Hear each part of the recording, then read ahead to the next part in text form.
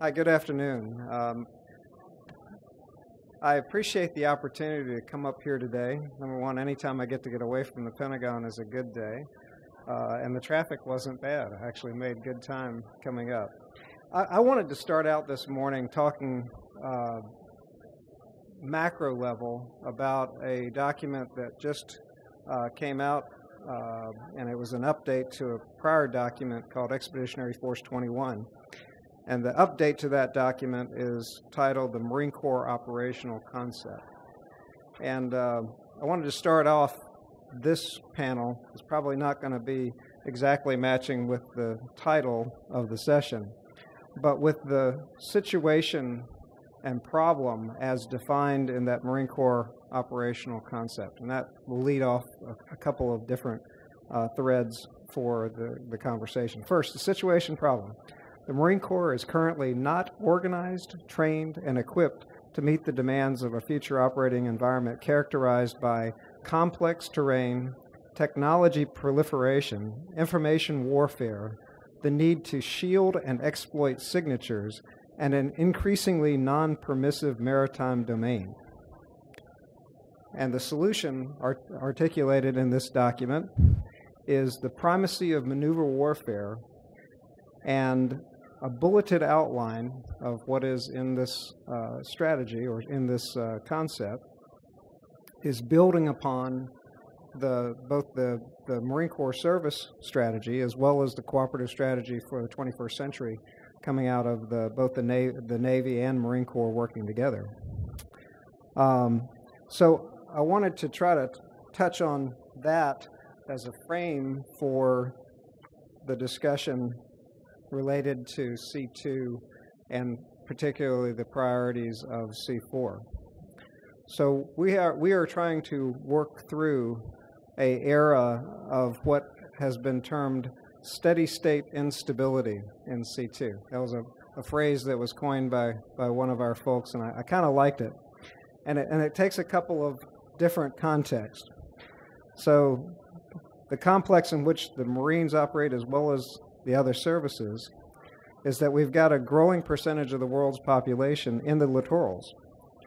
And we need to be able to operate here with a minimal logistics footprint.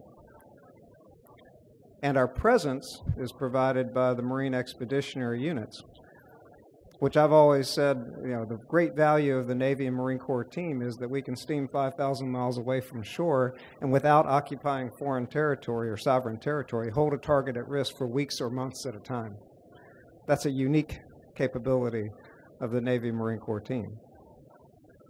So the Commandant is focused on our getting back to our maritime and expeditionary routes and remaining the force and readiness that can rapidly deploy, fight, and win across a range of military operations. That includes everything from humanitarian and assistance and disaster recovery to crisis response and evacuation of U.S. citizens to conventional combat in all 5 domains of maritime, land, air, cyber, and space. So how do we do that? Well, the principle that has been in effect for a good number of years, and had the pleasure of talking with General Gray about this a few years ago, is this concept of the Marine Air Ground Task Force.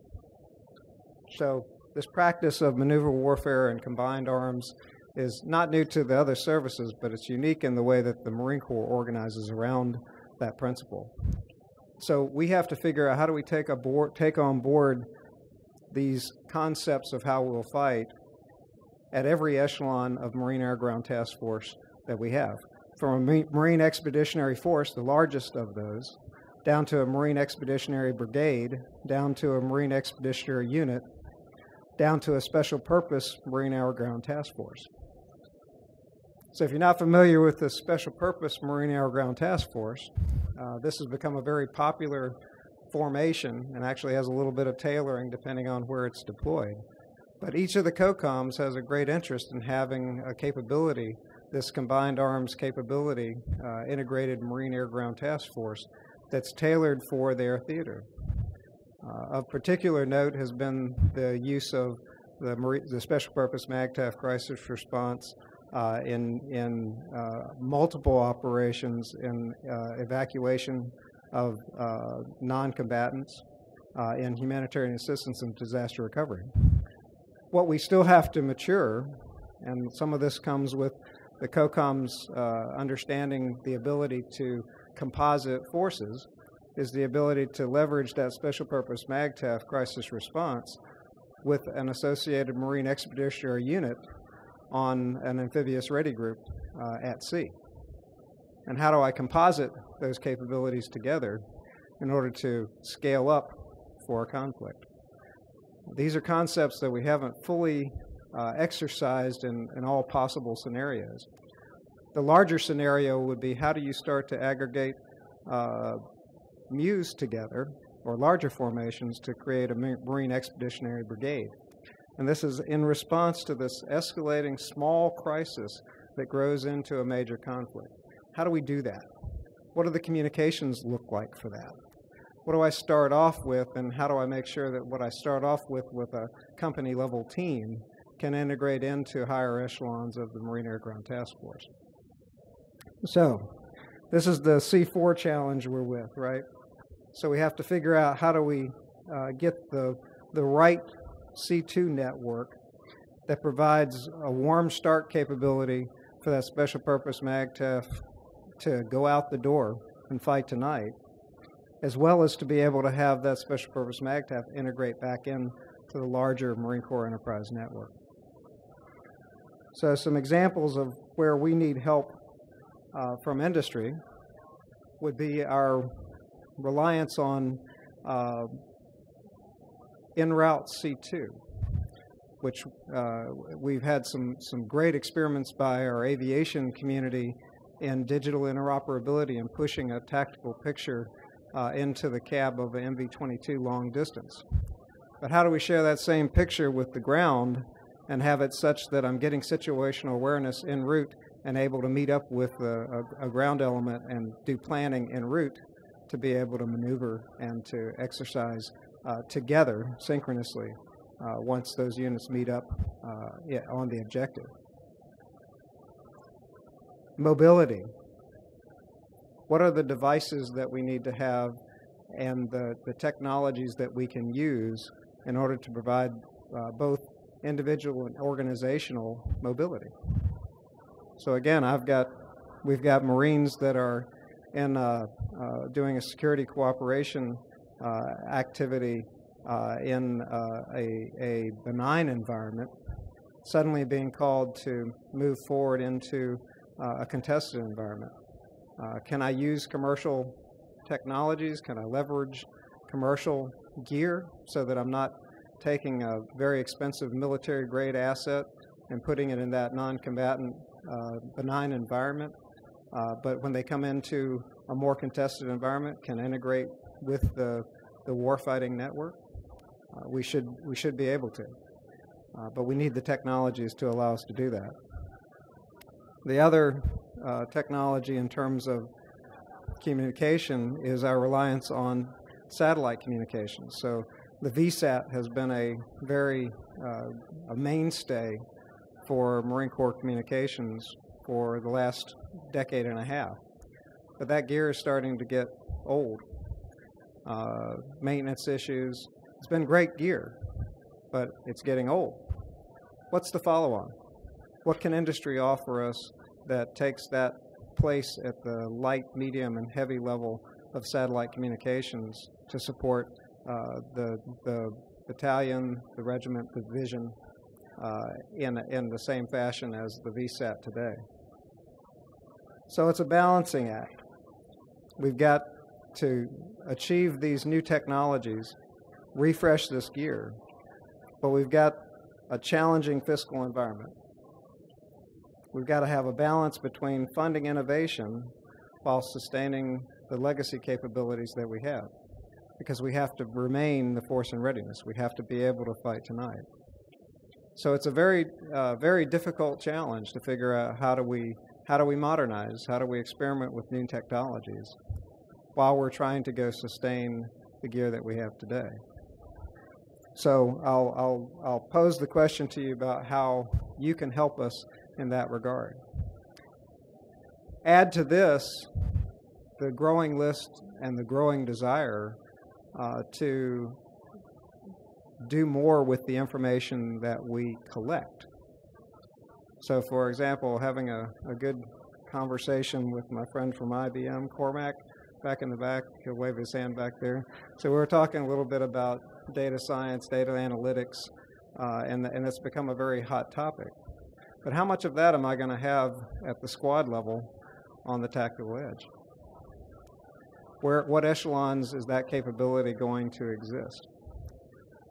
What are the data strategies that I need to use in the Marine Corps in order to take advantage of those technologies? So those are all questions that you can help us with. The director, General Crowell, has had us working towards a new C2 strategy for the Marine Corps. And you heard me talk about the Marine Corps operational concept. And we believe that we have some framework for a strategy document that's going to nest very well in that, with that maritime operational concept. So the first of the 3 goals in that C2 strategy are to transform the network. And the first step in transforming the network is unifying the network. As most of you are aware, the Marine Corps was part of the Navy Marine Corps intranet for over a decade. And when the Next Generation Enterprise Network contract came into place, our operating model for the Marine Corps Enterprise Network was government-owned, government-operated. The Navy took a government-owned, contractor-operated approach. The NGEN contract supported both business models. And as we go into the recompete of the NGEN contract, we intend to maintain those relationships, that the contract should be capable of supporting both business models. The reason I bring that up is that because NMCI didn't fully support the deploying capabilities that the Marine Corps needed, a lot of network enclaves split off from NMCI. And I've spent the last 3.5 years working with our Marine Corps Network and Operations Center, the McNOS, now an operational command titled the McCOG, to stitch them back together, working with Marine Corps Systems Command to get to a common design. And this is going to be key to us in having this seamless mix-in that can support those rapidly deploying forces, is to have standardization. And we may be a little bit unique from the other services in that we don't view the network as garrison or tactical. Our vision for the network is that that young Marine can come in and take that tablet off the desktop, get in the back of that MV-22 and go downrange. Fully supportive of that mobility construct and that en route C2 planning. So we have to think about how do we support that. And it is very unique, as we've been working with the joint community on the joint information environment.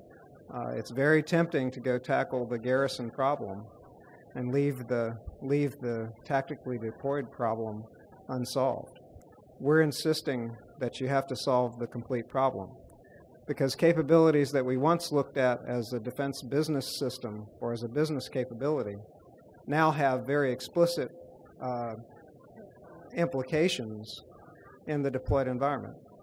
A great example of this would be the Global Combat Support System Marine Corps, GCSS Marine Corps, which, while it is titled as a defense business system, I order everything from meals to bullets from that system.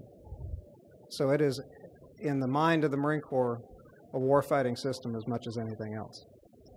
And therefore, I have to support its use in a deployed environment as well. The second goal within the director's C2 strategy is about transforming the workforce. And we've taken a couple of different tracks down this path. First, we've set about a process of modernizing the 06XX OC field. So all the communications occupational fields are being modernized. And one of the challenges that we'll face that I need some help from you on is new ways in which we train them. We don't have the time or the resources to pull them out of the OP4 and send them to school for 4 weeks. We've got to get innovative about how do we train them. So that's an area that we're very interested in your insights on. In addition, in a larger context, the Marine Corps writ large has been modernizing its structure. There's an initiative called Force 2025 that's very sweeping across the Marine Corps. And I will note that a major feature in that, it's pre-decisional, so there's still a lot of work going on here, but a major aspect of that is how do we integrate information warfare into the MAGTF? So some really, really challenging discussions going on. And of course, I think those will also have training implications going forward as well. Lastly, and from a CIO perspective, perhaps the most interesting is the third goal, which is to gain greater stewardship over the money that we're spending on IT and C2. So what do I mean by that? Well, we had a process in place for many years, dictated by Klinger-Cohen Act and by the responsibilities of the CIO in statute, to review all IT procurements. And it had become a very rote kind of process. It was very bureaucratic in terms of approval of different buys by operational units with their O&M dollars. Well, we undertook last year, I'm not quite sure what's going on with that. We undertook last year to try to modernize not only the technologies associated with this IT procurement process, but the very nature of that IT procurement process. What we've been able to do is to identify literally millions of dollars of duplicate IT procurement, where we can go send the organization to an enterprise resource and take those resources that they have and apply them to a greater purpose. Or, and this is one of the areas that I'm still trying to help our organization think on, how do we identify an emergent demand signal at the very early stages of that demand signal? So for example, I'm looking at essentially every single operations and maintenance dollar used to procure information technology across the Marine Corps. How do I understand, how do I have visibility when something is emerging as a requirement that I should bring into an enterprise capability to get at the efficiencies? So there's technologies we can use, there's elements of enterprise architecture that we can use. I need your help. I need to understand what are the tools and techniques that you're using corporately. You know, some of the most valuable insights that I have gotten have not been from talking to the product sales groups, but actually going in and talking to your CIOs. So understanding it both technically and from a process perspective, how are you getting at that efficiency? Because those are the techniques that I can leverage to help the Marine Corps achieve its objectives. So to sum up, I would say I'd go back to those drivers of change and the things that are causing us to refer to this as a steady state instability. It's twofold. Operationally, we have a world that is rapidly changing. World powers are being active in cyber, for example, Russia and China. We have regional instability in the Middle East and the South China Sea. We have non-state actors who have become a greater and greater factor. And by the way, our adversaries are looking for ways to challenge us technologically as well as militarily. So that's one aspect of this steady state instability. The second aspect of the instability relates to the nature of our business here within an AFCEA conference or AFCEA symposium. This date it wasn't this date, it was October 30th, 1980. Who knows what happened? Anybody have any ideas? Ethernet specification was published by Xerox. So think about how far we've come since 1980. talk about steady state instability. The change is coming at us faster than ever. But we have a finite budget. So I need your help.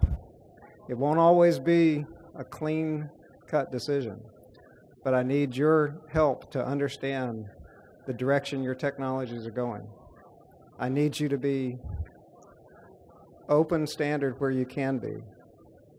I need to get common terminology so we understand how we bend the things that you're offering for us. And I welcome the conversation with you and your questions. So thank you very much.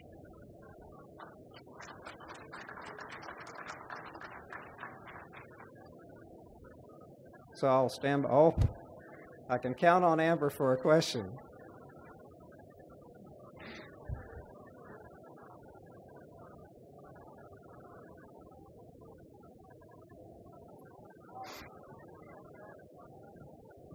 Thank you.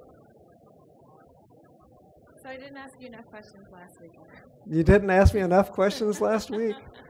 So Amber was a moderator for a panel that we had last week with the Navy at an AFCEA breakfast over in Crystal City, and she was very kind. She kept the questions fairly benign, so she's built it up. She's been holding back. Oh yeah, now it's time for me. Okay, now it's time for the smackdown, right? You know, we talked a little bit about NGEN last week, and I'm interested in NGEN because I covered it a lot. It was the first conversation with pretty good. What you said in your comments, you talked about tactical. You talked about the tactical side of things, and I'm wondering if you can talk about what the Marine Corps is going to be looking to get out of the NGEN recompete to achieve those kind of tactical communications to the edge. Yeah. And how much influence do you have in order to ask for those things, and what are you going to ask for to get them? Yes. So, not sure if this thing is on. Is the lavalier mic working? Is the lavalier working? Yeah. Don't go too far.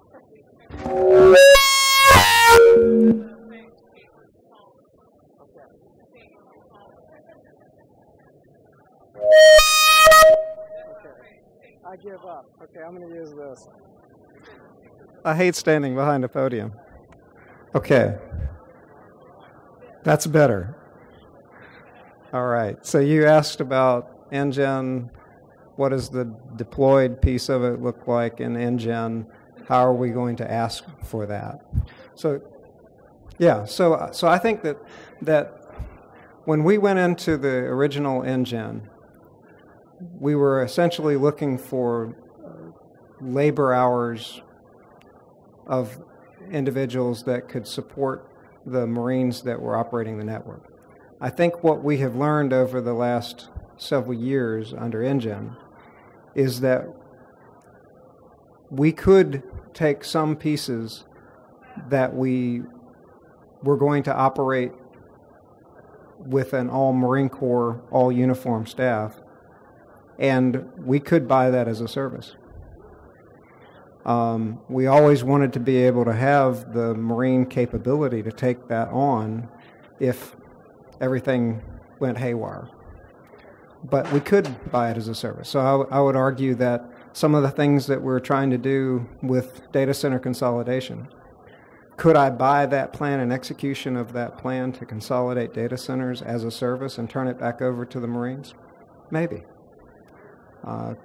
Could I have a cloud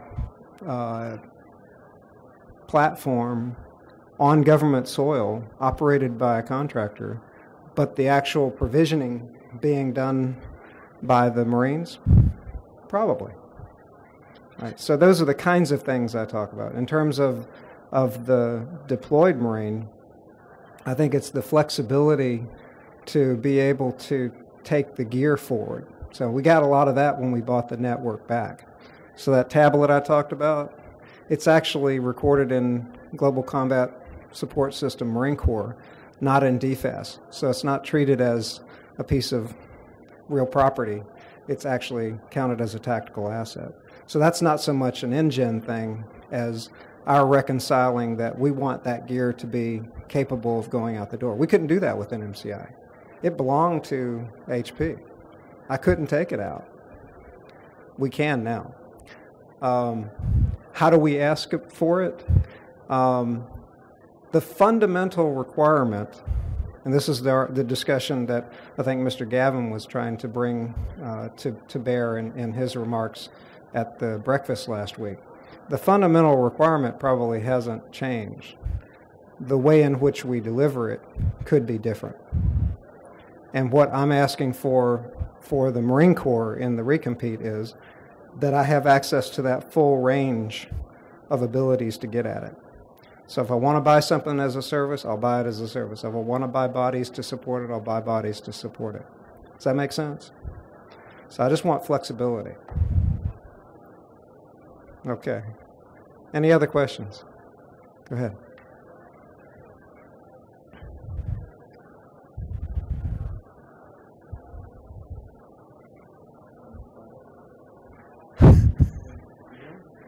Not right now, but I'll let her.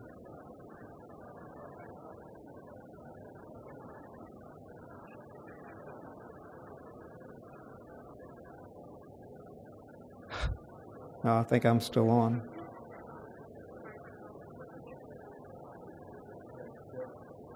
It's coming up. Go ahead and talk loud, or.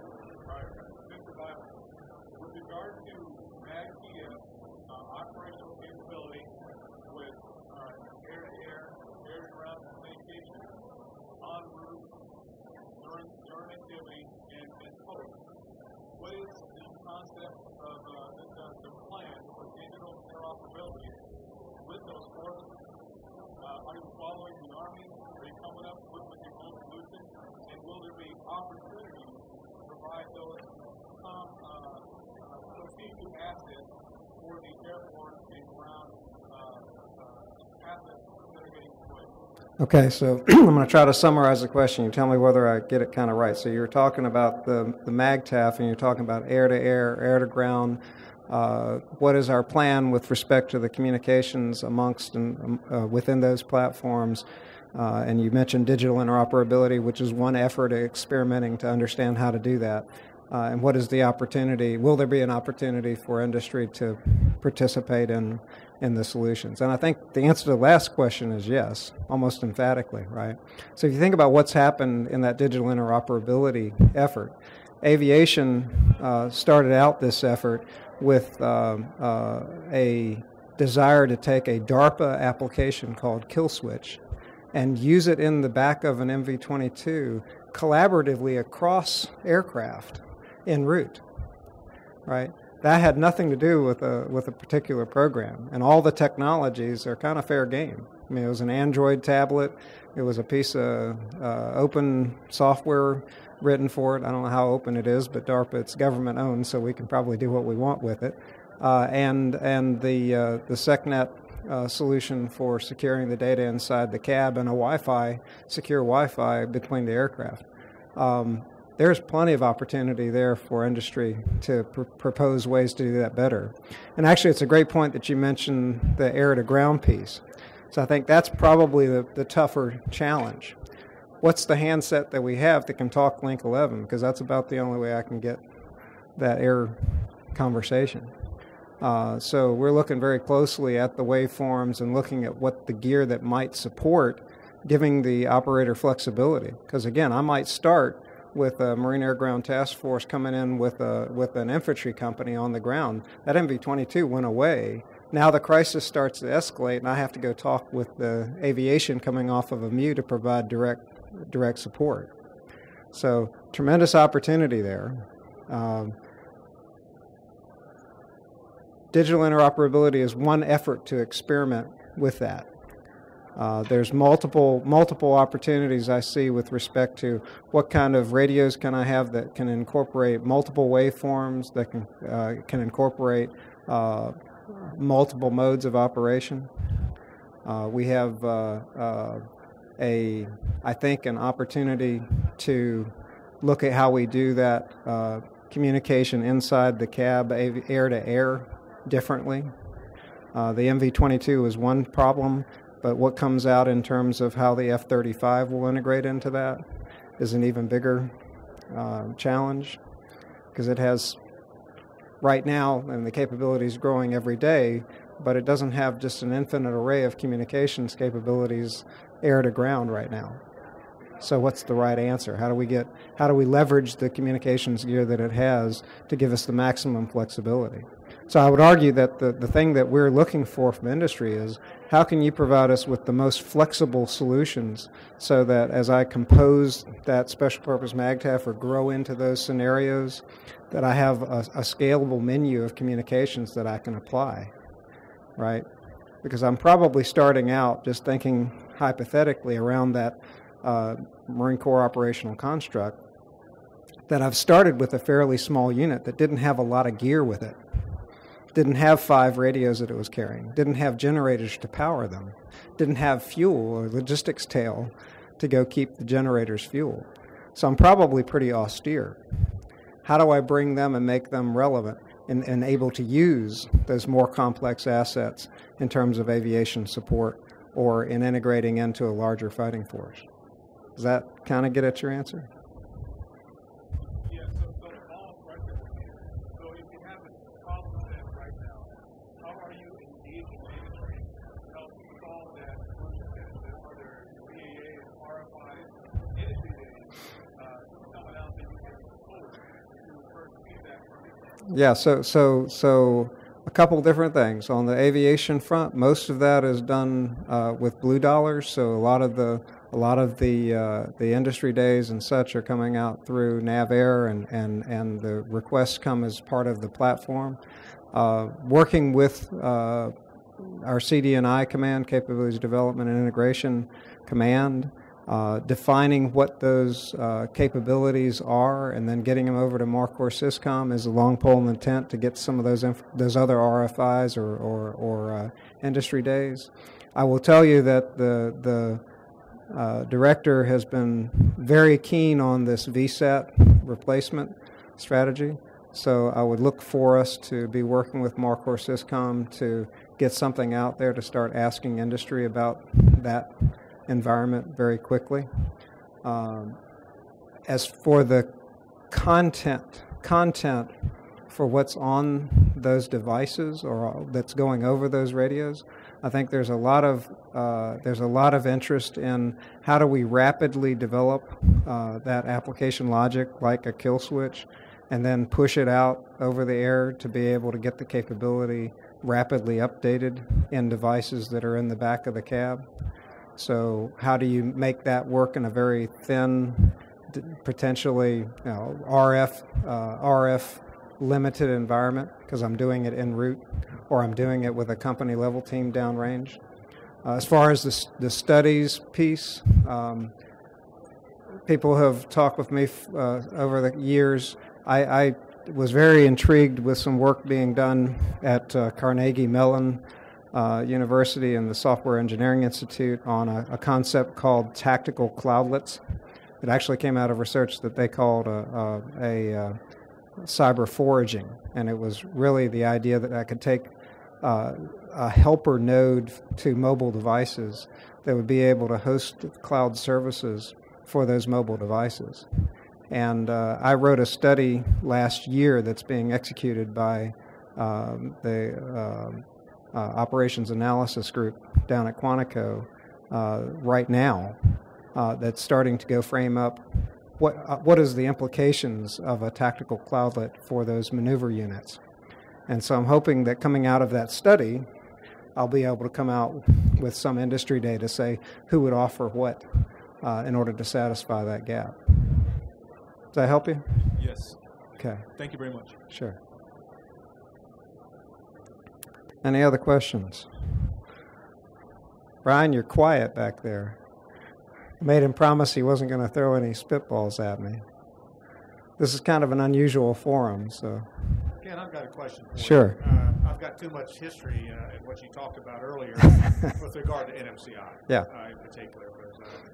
But a couple things that I thought went awry with NMCI was, one was having essentially two networks out there, if you will. You had Navy.mil and you had Marine Corps.mil. And that caused a problem, particularly in the area of aviation, because you had to come up with a cross-COI solution. And that cost the government a lot of money to do.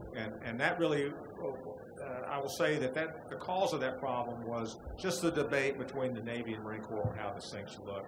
And you heard Ken explain how the Marine Corps felt it should look. But a couple things, a couple takeaways, I think. The commanders during the life of NMCI all said that desktop was a tactical network. Wherever I am, that's a tactical network. And that didn't ring true to that program. Mm-hmm. So you had to go beyond, or at least to the tactical edge, if not beyond, in some degree. So how far do you take a contractor out there? So that's part of it.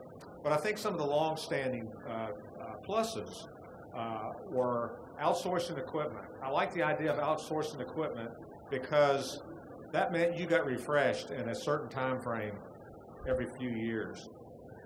When the government owns and operates equipment, I think there's some challenges there. And the challenges is dollars, quite frankly.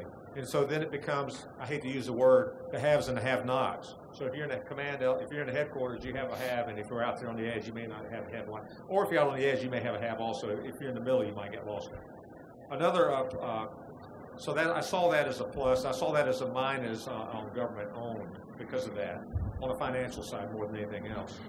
I also think the help desk was a real challenge for the government when it was first implemented, because it was, E1, fix my box, E3, fix my box, and you had to go to a help desk, and that was a real hard ball to fix. And as time went on and the NMCI program got stronger, then it was a tiered NMCI approach. So you could have instantaneous support if you were at a certain level, and then it would be tiered after that. And I think once that was in place, and the help desk agents actually got smart as they were going through, because it took a smart person working a help desk to help a Navy problem or a Marine Corps problem, because they were different, and you were calling the same number.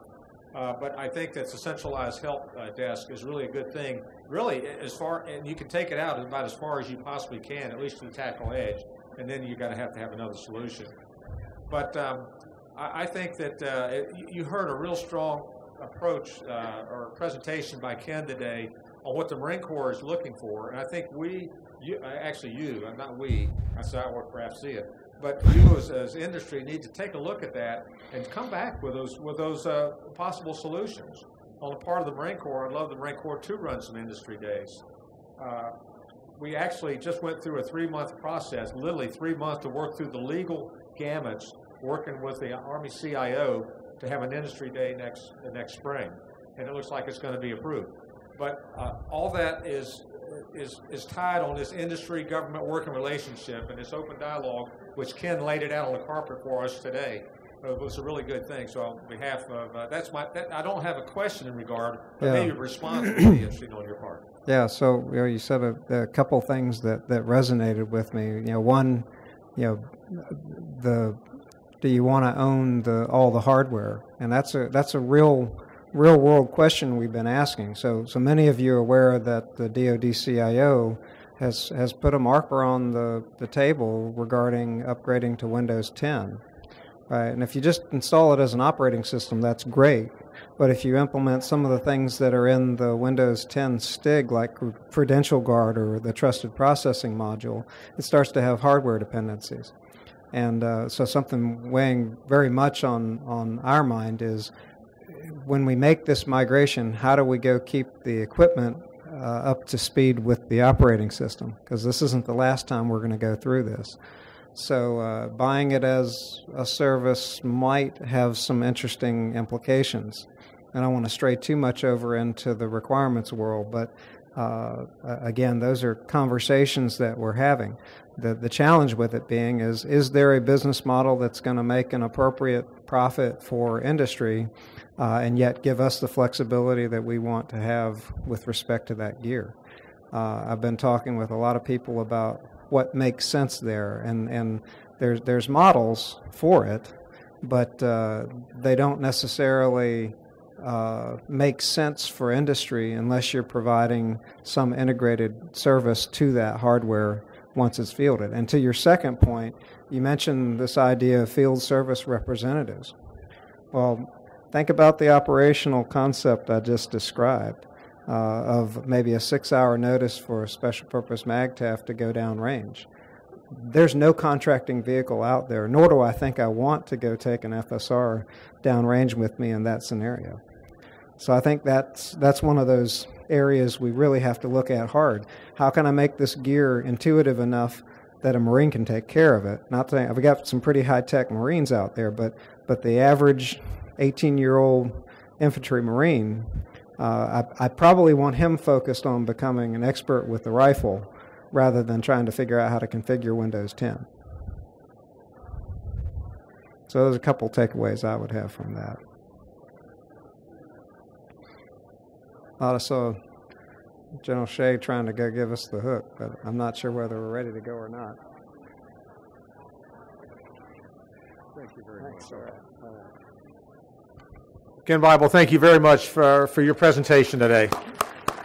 It's really, I wish more people could have heard what you said, because you laid out a lot of things during that 45 minutes that I think are beneficial to all of us in attendance and giving us thought to what we want to go back and talk to our superiors about.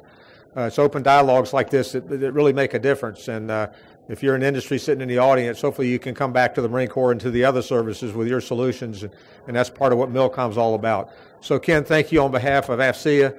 Thank you on behalf of your boss in the United States Marine Corps for being here today. And all of you have a good time this week and take away as much as you can while you're here at MILCOM. Thank you.